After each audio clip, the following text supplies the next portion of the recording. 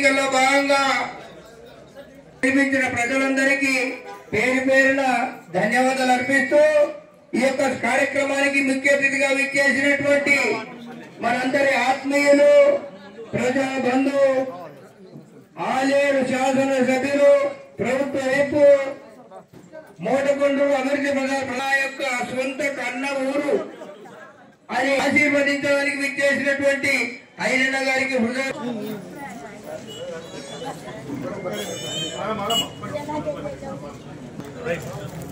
ఒక్కరి సాగమ్మ పెద్దమ్మ మీరు ప్రసాదం తీసుకురా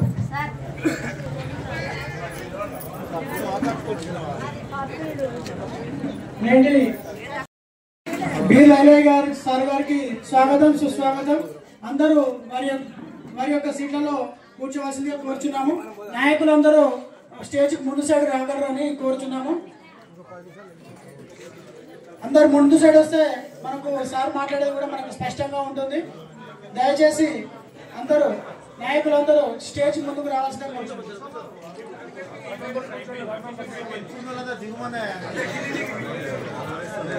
గౌరవ సభ్యులు మీకు కేటాయించిన సీట్లలో ముందు వరుసలో కూర్చోవలసిందిగా కోరుతా ఉన్నాం.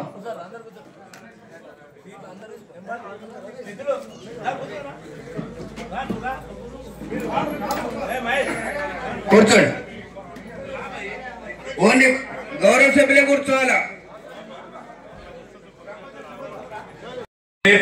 బడుగు బలహీన వర్గాల ఆశా జ్యోతి శ్రీ బీర్ల ఐలన్న గారు ఇక్కడికి విచ్చేసినందుకు సాదరంగా ఆహ్వానిస్తూ ధన్యవాదాలు తెలియజేస్తున్నా.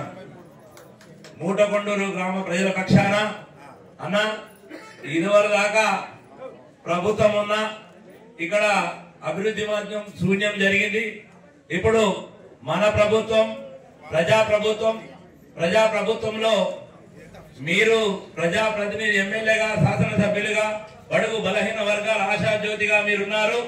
మీ అండతో మీ ధైర్యంతో మొక్కవోని దీక్షతో నేను మీ నమ్మకంగా ప్రజల పక్షాన నిలబడ్డందుకు ప్రజలు భారీ ఎత్తున అఖండ విజయం సాధించి నాకు బరువు బాధ్యతలు అధికంగా ఇచ్చారు.